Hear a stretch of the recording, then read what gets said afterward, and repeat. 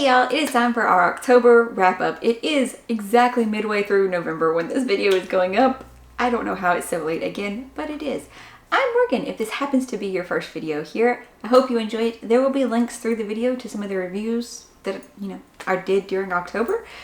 So let's get started, and I would love to know how your October turned out as well. Our stats for the month is that we started 10 books. Actually finished 8 books. We had 2 of them that were rereads though, so they don't get stars, and 2 of them that were obviously, I didn't finish them. One of them not quite on purpose. Well, it was on purpose. I'll explain. For the stars, we had 4 books that were 4 stars and above, and 2 books that were in the 3-star range of how I break them down. The types of books, we had 2 physicals, 2 ebooks, 1 ebook audiobook mix, and 3 physical audiobook mix. Now, talking about the books themselves, let's start with the ones that I DNF'd, which that would be this one. Unfortunately, it's very pretty. It is, but I just couldn't deal with the writing of how they were doing it.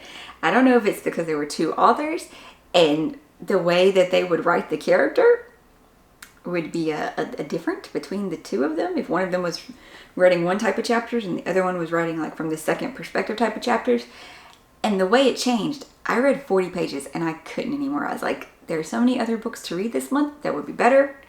I'm just not anymore. I'm just not, because I really disliked how they were writing, not just how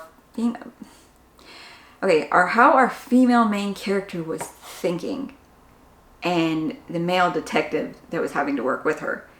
I was like, this is just awful and rude. And so I was like, nope, I'm just not anymore. I'm not gonna, bother my brain space with this. I gave it a chance, 40 pages worth of a chance. So yeah, and I kept it only to just do this video, and then I'm gonna put it up for sale and maybe somebody will like it. Our other DNF, it's not like a really DNF because I wasn't liking it. I don't know, I'd barely started it.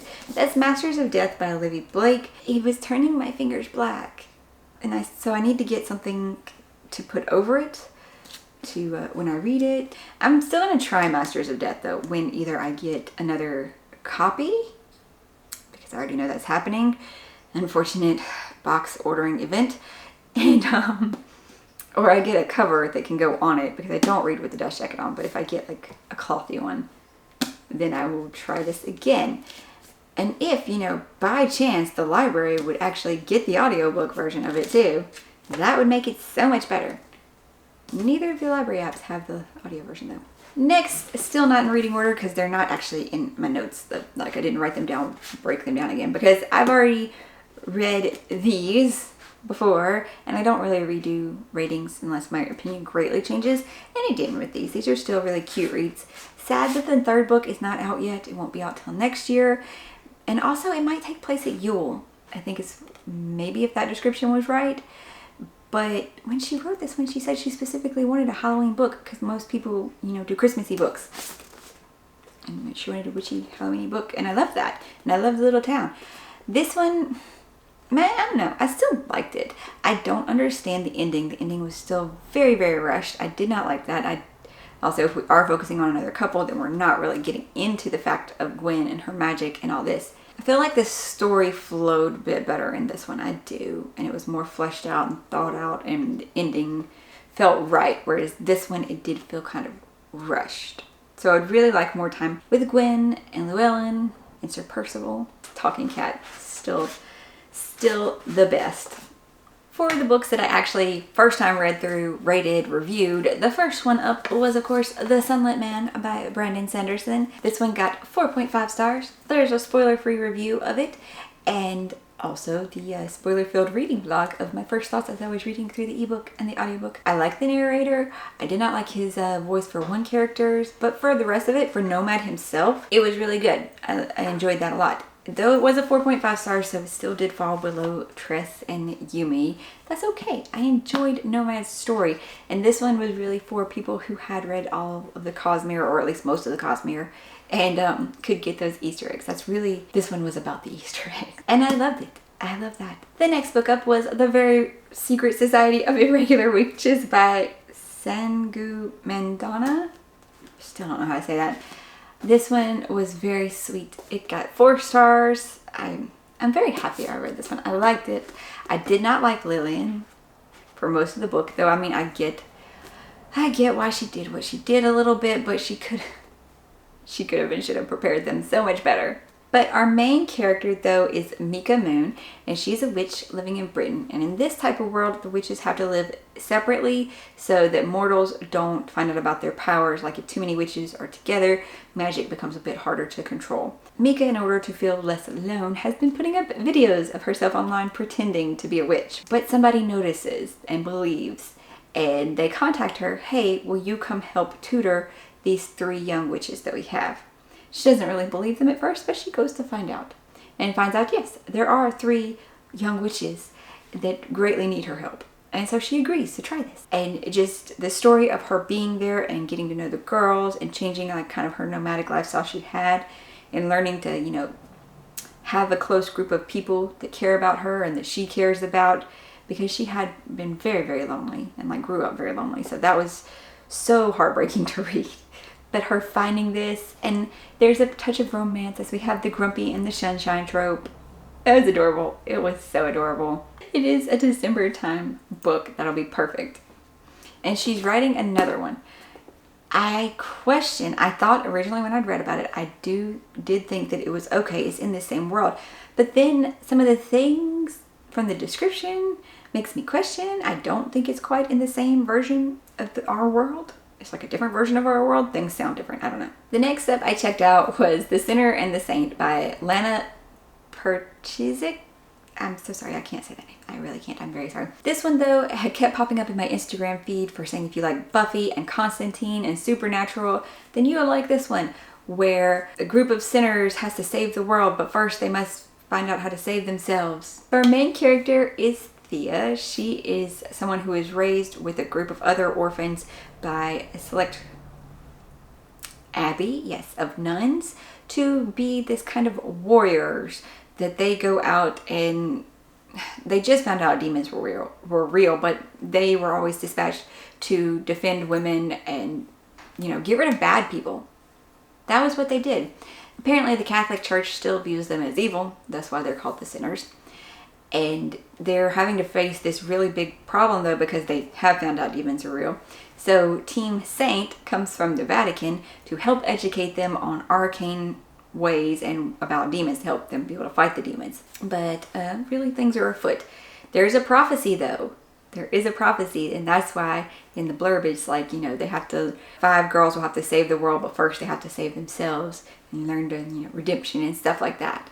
So very big themes through the book of religion and how it views women, and our main characters, though, how they thought about each other and worked together, because from both of their groups, one from the Sinners, one from Team Saint, they are the bookworms, the knowledgey people, the ones that do the research and find things. And so trying to be smarter than the other and trying to get the information first was a whole thing that went on. And the snarkiness and Thea's redemption story through it, like, is more so learning to be okay with herself and love herself, and that, but it is okay to lean on other people, and, you know, that people will help you. And, you know, yes, the story for this one, how it was, there was a plot. There was an overarching story that'll go past this one through the rest of the series. So it's not just smut. Will there be a little bit? Yes. It will get to that. Like, it's not even at the beginning, really. But it will get to it. And that, I appreciated that a lot. And I liked the story overall and what it touched on. Enough that even though it was a 3.5 stars, I'm going to go back probably and try to read the rest of them. No idea when, but I do intend to find out the answers to this, because I liked how it was laid up. It was intriguing, and it kept you wanting to find out these answers. Next up was Such Sharp Teeth by Rachel Harrison. I like this one so much. This and Cackle, like her books, and then Mr. Magic last month, I'm like, maybe I am okay with horror. Light horror. Like, you know, more thriller than horror. Yeah, that might be the good combination there. And I got another one of her books now, so I will read that. But Such sharp teeth, we follow Rory Morris, who has recently moved back to her hometown because her twin sister is pregnant and by herself and is nervous about the baby. And so she is back here when things take a horrible turn. And Rory wakes up after an attack. I think it says in the back, so I can say that. And now has to navigate a new life. What I didn't like about the end of the book, though, was how that left her and how, like, her life, this part of her life did have to change. I liked the end and where she came to, like, her character growth and where she got over some trauma and moved forward and love and accept herself. But she's also losing something that, like, she had in her life that she loved. So, yes. The juxtaposition, I think that's the right word, between Rory, though, and her sister Scarlett, with how they're going through these changes, Rory after her attack, Scarlett being pregnant, and just the two things that how they would compare things, and like, well, at first Scarlett didn't really know that they were comparing, or she would just say like how she didn't like how she was losing control of her body, how it wasn't her own anymore, and Rory's just thinking, yep, I feel you. I really liked that. I liked how she compared things like that. If you follow me on Instagram, you saw the quote that I put up about how, she had to break into the bedroom and found her passed out surrounded by chicken carcasses. That was hilarious. Small lines like that throughout the book. It's just, yes. Then I read Tonight I Burn by Catherine J. Adams. This one was a 4-star read. I did do the full video review on that is mostly spoiler free. Like, there's just one little spoiler section. I always put spoilers in a specific section if you haven't seen my reviews. So feel free to check that one out for the full details. But we are following Penny after her sister Ella has disappeared into the Vale. She didn't return on schedule as she was supposed to. And most of the family has kind of written it off of, well, either she will come back after an extra day or she's gone. And they believe maybe she's probably gone. Penny doesn't accept that. She decides to burn in secret, which is how they cross over into the Vale, and find her sister. Well, she does. And that sets off a whole motion of things, as Penny is finding out all these things are not what they seem. The people she thought she knew and loved are not what they seem. Very, very interesting. Slight bits of romance. And odd bits of romance. Nothing like wrong with it. It just doesn't seem quite there. It's not the insta love, but it is something. There's that. Like I said, review. I don't think I'm going to put the clip up again, but review. And lastly, I'm going to count it because it was on the 1st. I finished it on the 1st, so I'm counting it in October. Small Town Big Magic by Hazel Beck. I wanted to like it. It got a 3 stars. It was mostly the main character, though. Emerson was just irritating. She's a go-getter. She's a planner. She has 3 different planners that she carries around with her for different parts of her life. Running her bookstore. Being the Chamber of Commerce president. Yes. And I guess a personal one? I don't know. But she's 3 different planners. There's washi tape and stickers. I love that part. But she is also supremely self-confident, not the right word, self-reliant, almost the right word. I can do it myself. I can do it better. I don't need anybody. I'm the leader of our group, I get the plans. I make the plans. Everybody follows my lead. My friend group, though, is my support. So she does it. She does, rely on her friends for their support system. But the I don't need everybody. Men are stupid. Don't trust women. Men don't believe women can do anything shoved down your throat. Some people are going to love it. I do not. It was too much. Sure, we can have that belief and we can go along that line of thinking and act in that way, but to bring it up, specifically have the character think or say that again and again, it was too much. The book, though, follows Emerson, who does her own bookshop and is the Chamber of Commerce president, who finds out one day that she does have powers that she wasn't supposed to have. She has no memories of magic, but all of her friends are witches, and they knew that her memory was taken from her, and she's now trying to work her way back through it, figure out her powers, not let the ruling coven, though, know, and solve this big evil crisis. That was another thing that didn't work right. I'm sorry, that was not a glowing endorsement, not even glowing. I'm sorry that I didn't probably describe it great. The second book follows her sister. Maybe I will still read that to figure out if the thing in the world goes better, if it's just this one character that I didn't like. I did write the Goodreads review though. It's got more detailed information. A delivery truck came by and all the dogs in the neighborhood went off. So I guess they're all outside right now. I don't know. Cat freaked out a little bit, but that's fine. We're at the end anyway. These were all of my October reads. I'd love to know what you guys read, how your November month is going, hopefully great. And if this was your first video here and you were still sticking around this long, that you will check out some of my other videos. And if you like my style, you'll subscribe. It would be so awesome if we could reach 600 by the end of the year. That would be so great. Like, I love you guys all so much. And we're doing a Christmas giveaway also.